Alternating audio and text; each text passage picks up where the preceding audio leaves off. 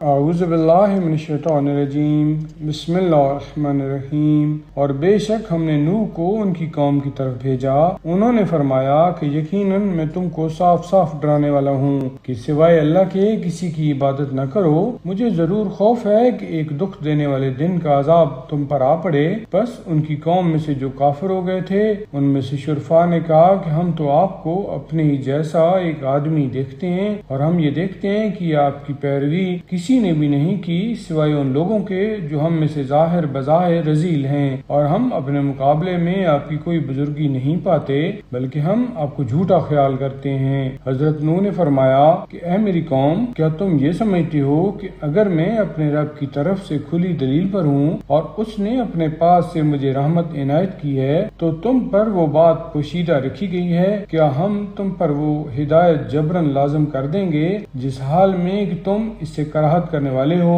اور اے میری قوم، میں تو احکام پہنچانے کی بابت تم سے کوئی اجرت نہیں مانگتا، میرا اجر تو خدا کے ذمہ ہے، اور میں اپنے پاس سے ان لوگوں کو جو ایمان لائے ہیں نکالنے والا نہیں ہوں۔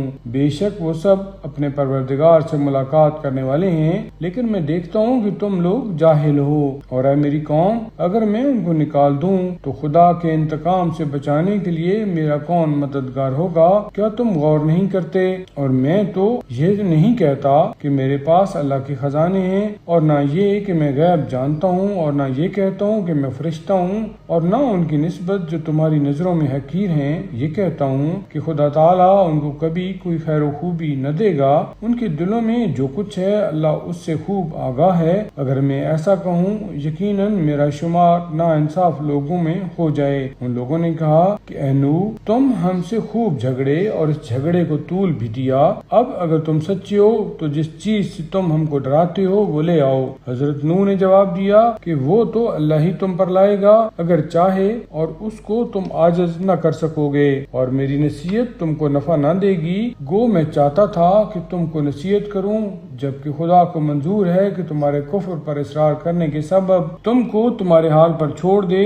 وہ تمہارا پروردگار ہے اور اسی کے حضور میں تمہاری بازگشت ہوگی۔ کیا وہ یہ کہتے ہیں کہ اس قرآن کو کوئی بنا لایا ہے؟ تم یہ کہہ دو کہ اگر میں نے بنایا ہے تو اس کا گناہ میرے ذمہ ہے، اور جو گناہ تم کرتے ہو اس سے میں بری ہوں۔ اور نوح کی طرف وہی بھیجی گئی کہ تمہاری قوم میں سے سوائے ان لوگوں کے جو ایمان لا چکے ہیں اب اور کوئی ایمان نہ لائے گا، بس جو کچھ بھی وہ کرتے ہیں اس سے تم نا امید نہ ہو، اور ہمارے روبرو اور ہمارے حکم سے کشتی بناؤ، اور ظالموں کے بارے میں ہم سے کچھ دعا نہ کرنا، وہ ضرور ڈبوئے جائیں گے۔